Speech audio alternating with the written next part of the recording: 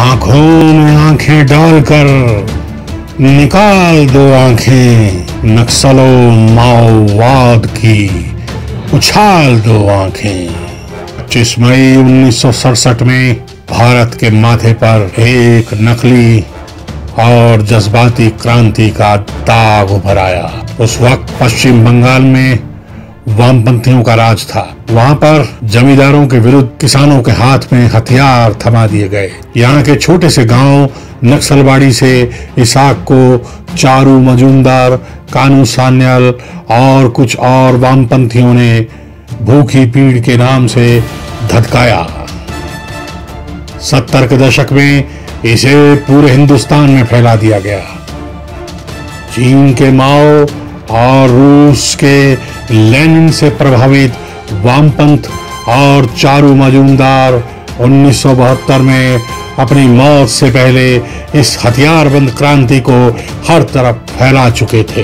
कांग्रेस जो आज इनके साथ जेएनयू में भारत की बर्बादी को कांधा देती है, उसी ने 1971-72 में हजारों नक्सली नौजवानों को कहर की भट्टी में झोंक दिया था।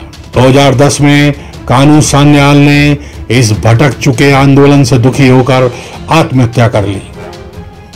बंगाल से नक्सलवाद मिट गया, मगर ये पूरे भारत के कई राज्यों में आज भी खूनी खेल खेल रहा है। अपने ही गरीब लोगों और जवानों पर गोली चलाना इनका पेशा बन गया है। लोगों को डराना, धमकाना, उनकी जमीनों पर कब्जा कर लेना, उनसे हफ्ता वसूली करना, ये इनका पेशा बन गया है। पिछली बार सीआरपीएफ के जवानों की मौत पर अरबन नक्सलियों ने जश्न मनाया था।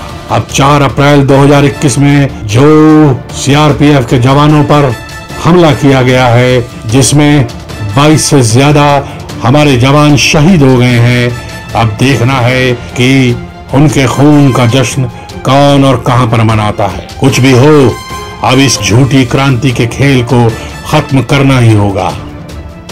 देश के 11 राज्य और 90 जिलों में इसका आतंक है।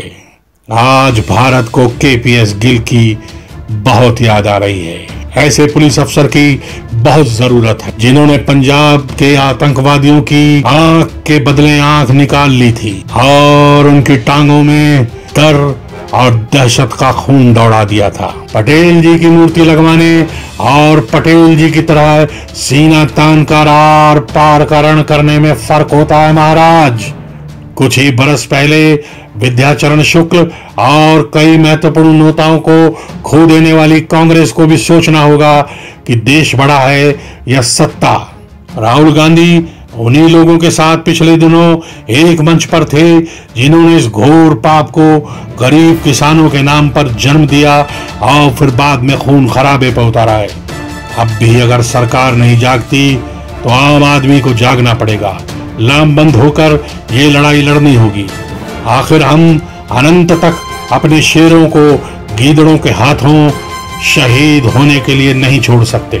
बहुत हुआ, लिहाज शर्म का रोना, रोएंगे शेर कब तलक कर्ब का रोना।